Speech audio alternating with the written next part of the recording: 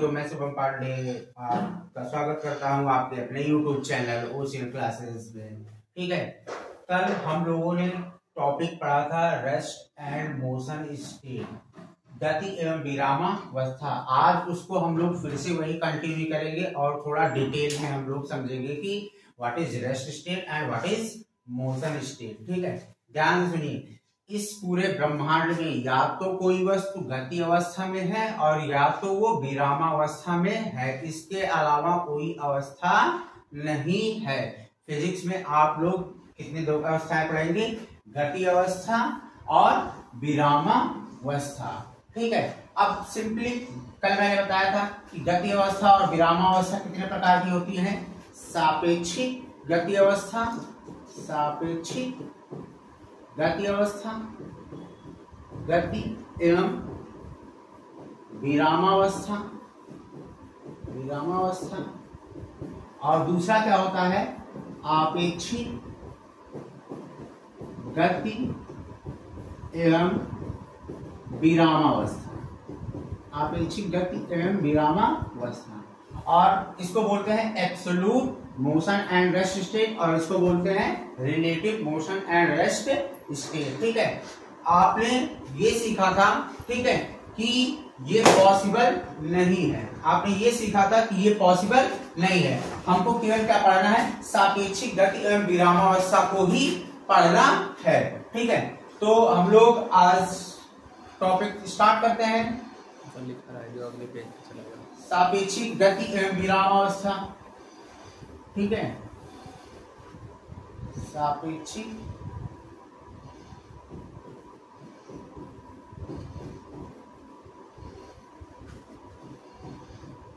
गति एवं विरामावस्था, इसको क्या बोलते हैं? Relative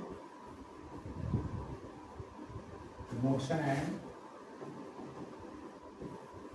rest state.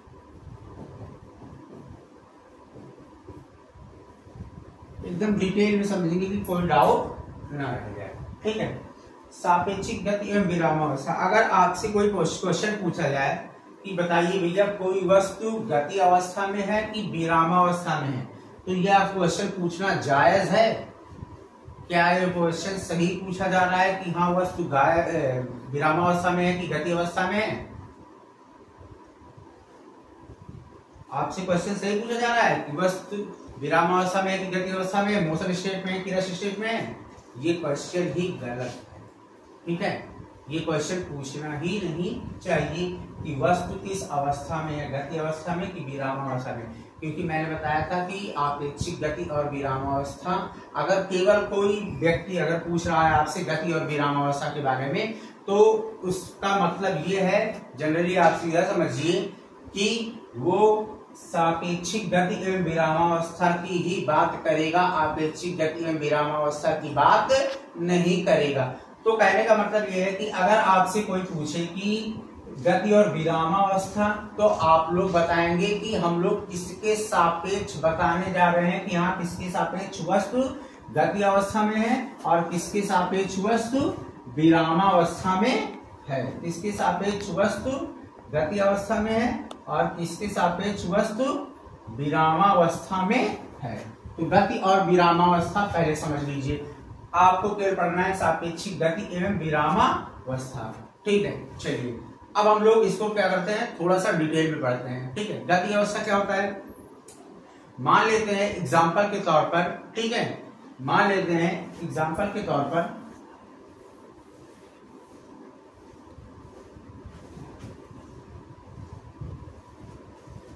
ठीक है, सापेक्षिक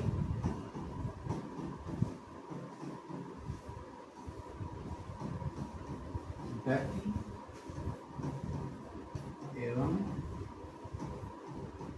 विरामावस्था,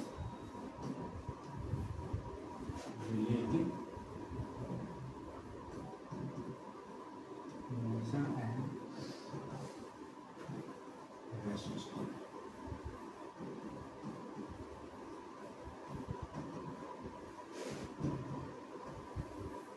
ये आपका 9 से 12 तक पूरा काम आएगा। अगर आज इसको हम डिटेल में पढ़ लेते हैं, सापेक्षिक गति एवं विरामावस्था। मान लेते हैं हमारे पास क्या है, एक निर्देश तंत्र है। हमारे पास क्या है, निर्देश तंत्र है जिसमें 3 अक्ष हैं, एक्स एक्सिस, वाई एक्सिस और जेड एक्सिस। कितने अक्ष हैं, 3 अक्ष हैं, ठीक है। और यहां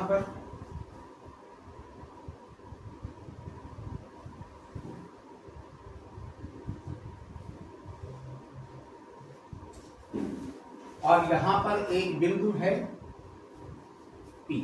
कहने का मतलब अगर आप रूम के एक किनारे पर खड़े हैं तो किसी एक को लंबाई मान सकते हैं। फॉर एग्जांपल ये बोर्ड आपको दिखाई पड़ रहा है तो इसमें आपको ये एक्स अक्ष मान सकते हैं, ये आप वाई अक्ष मान सकते हैं और जेड अक्ष क्या होगा, बाहर की तरफ निकला हुआ रहेगा, जैसा कि चित्र में दिखाया गया है आप लोगों को।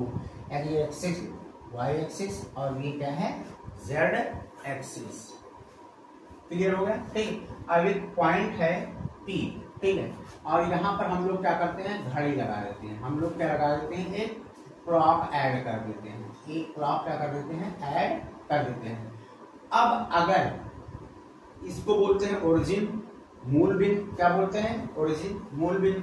अगर इस मूल बिंदु के सापेक्ष इस बिंदु P की स्थिति में कोई भी परिवर्तन हो रहा है समय के साथ।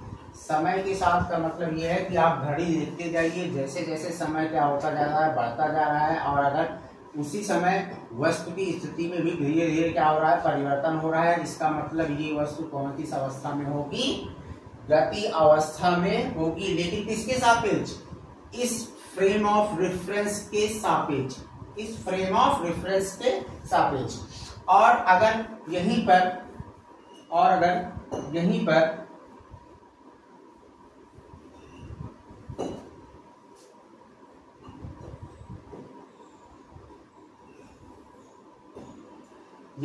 एक बिंदु क्या है, P है, और आपने यहाँ पर क्या किया है, एक क्लॉक ऐड कर दिया है। आपने क्या किया है, एक घड़ी ऐड कर दी है। और ये बिंदु आप लोग देख रहे हैं, लगातार टाइम देखते रहिए, टाइम देखते रहिए, टाइम देखते रहिए, ठीक है। और ये बिंदु ये कहीं पर भी ना जाए, ये बिंदु कहीं पर भी ना जाए, मतलब इसकी स्थिति में कोई परिवर्तन ना हो। तो ये कहा जाएगा कि ये जो वस्तु P है ये किस अवस्था में है, ये किस अवस्था में है, विरामावस्था में है। विरामावस्था क्लियर हो गया, ध्यान से सुनिए। किसी भी निर्देश तंत्र के सापेक्ष यदि कोई वस्तु समय के साथ अपनी स्थिति में परिवर्तन कर रही है तो वह वस्तु गति अवस्था में कहलाएगी। और अगर किसी निर्देश तंत्र के सापेक्ष कोई वस्तु अपनी स्थिति में परिवर्तन नहीं कर रही है तो वह विरामावस्था में कहलाएगी, ठीक है। तो गति और विरामावस्था आज क्लियर हो गया दोस्तों, ठीक है। कोई समस्या? अब इसको हम लोग एग्जाम्पल से समझते हैं, ठीक है, कि कैसे गति और विरामावस्था होती है, ठीक है। अब मान लेते हैं हमारे पास क्या है, एक रोड है, ठीक है। इस रोड पर इसको आप समझिए कि ये क्या है, बाइक है, और इस पे 2 आदमी सवार हैं। एक का नाम A है और दूसरे का नाम क्या है, B है, ठीक है। और यहाँ पर एक तीसरा आदमी बैठा हुआ है। वो कलर नहीं दिखेगा, चेंज कर लीजिए, वो कलर नहीं दिखेगा, ग्रीन वाला नहीं दिखेगा, ठीक है। मान लेते हैं 2 आदमी हैं जो कि बाइक पर इस दिशा में गतिमान है, और एक तीसरा आदमी C जो है वो क्या है कि इस रोड के किनारे खड़ा हुआ है, और बाइक की स्पीड क्या है, 40 किलोमीटर प्रति घंटे। कितना, 40 किलोमीटर पर आवर, ठीक है। तो अब यहाँ पर अगर कोई जनरली ऐसे क्वेश्चन पूछेगी कि वस्तु विरामावस्था में है कि गति अवस्था में है, तो आप बेवकूफ हैं, ठीक है, इससे आपको कोई मतलब नहीं। आप जनरली हमको ये क्वेश्चन पूछना चाहिए कि किसके सापेक्ष, A के सापेक्ष B गति अवस्था में है कि विरामावस्था में है, या B के सापेक्ष A गति अवस्था है विरामावस्था में है, या C के सापेक्ष A और B गति अवस्था में और विरामावस्था में है। तो C जो आदमी है वो मान लेते हैं घड़ी अपने हाथ में पहने हुए, वो जैसे जैसे देखता जाता है, टाइम बीतता जाता है, वैसे वैसे क्या होता है कि ए और बी बाइक सहित दोनों क्या हो रहे हैं, धीरे धीरे आगे की तरफ क्या होते जा रहे हैं, बढ़ते जा रहे हैं। कहने का मतलब इनकी स्थिति कभी यहाँ थी, कभी यहाँ थी, कभी यहाँ थी, कभी यहाँ थी, जैसे जैसे समय बदल रहा है इनकी स्थिति में भी परिवर्तन हो रहा है। इसका मतलब ये जो बाइक है और बाइक पर जो बैठे दोनों आदमी है, ये दोनों किस अवस्था में है, किस अवस्था में है, गति अवस्था में। क्लियर हुआ? कोई प्रॉब्लम, कोई डाउट? ठीक है, अगर कोई डाउट होगा तो कमेंट करके आप फिर से पूछ सकते हैं। ठीक है, अब चलिए हम लोग विरामावस्था को और थोड़ा सा डिटेल में समझ लेते हैं।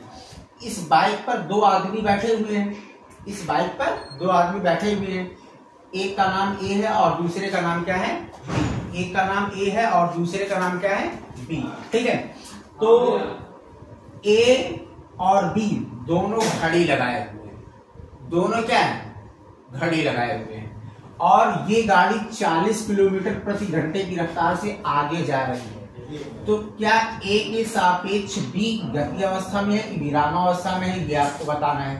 बी के सापेक्ष ए गति अवस्था में है कि विरामावस्था में, ये आपको बताना है। तो ध्यान सुनिए, अगर ए वाला घड़ी, मान लेते हैं ए वाला व्यक्ति जो पीछे बैठा हुआ है वो घड़ी लगाए हुए है और वो धीरे धीरे जैसे समय देख रहा है, बी तो उसके जितने डिस्टेंस पर बैठा होगा उतने ही डिस्टेंस पर होगा ना, उससे कोई अधिक दूरी तो होगी नहीं कि बी आगे क्या होगा, गाड़ी छोड़ करके आगे चले जाएगा। ठीक है, तो जो दोनों बैठा हुआ व्यक्ति है, ठीक है, ए के सापेक्ष जो बी होगा वो किस अवस्था में होगा, विरामावस्था में, और बी के सापेक्ष क्या होगा, एक क्या होगा, विरामावस्था में है। बी के सापेक्ष ए विरामावस्था में और बी के सापेक्ष ए विरामावस्था में और ए के सापेक्ष क्या होंगे, बी विरामावस्था में होंगे, क्योंकि ये दोनों टाइम के साथ अपनी पोजीशन को चेंज नहीं कर रहे हैं, अपने समय के साथ अपनी स्थिति को बदल नहीं रहे।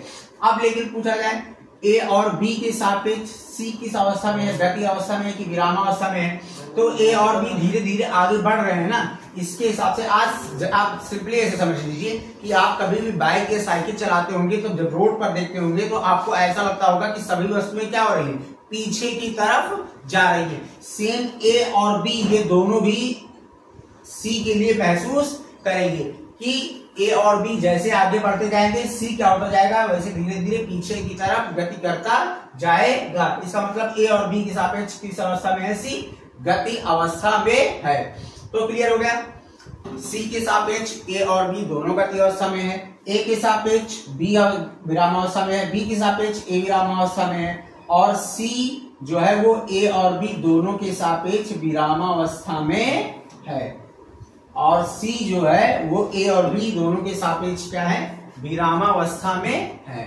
ठीक है, तो आज का टॉपिक यहाँ पर खत्म किया जाता है। नेक्स्ट वीडियो में हम लोग डिस्कस करेंगे कि सदिश राशियां क्या होती हैं और अदिश राशियां क्या होती हैं। इसके बाद हम लोग भौतिक राशियों पर थोड़ा सा चर्चा करेंगे। ठीक है, तो ये चैनल केवल कंपटीशन वालों के लिए या केवल टीजीटी पीजीटी वालों के लिए नहीं है। ठीक है, ये चैनल जो है, ये यूट्यूब चैनल आप 9 से लेकर के 12 तक, ठीक है, इसमें आपको फिजिक्स की सारे वीडियोस मिलेंगी, सारी बुक की सॉल्यूशन मिलेंगे। धीरे धीरे जैसे जैसे समय बीतता जाएगा वैसे वैसे मैं जो भी हमारे पास थोड़ा बहुत ज्ञान है इस पूरे ब्रह्मांड का 1-8% अगर आपके हिसाब से देखा जाए तो वो क्या होगा कि धीरे धीरे आपको बताया जाएगा और सिखाया जाएगा। अभी क्या है कि थोड़ा सा प्रैक्टिस मांगता है हर चीज। ठीक है, डिजिटल बोर्ड है, पहले इससे पहले कभी पढ़ाया नहीं गया है। ठीक है, तो आप लोग एकदम टेंशन फ्री होकर के,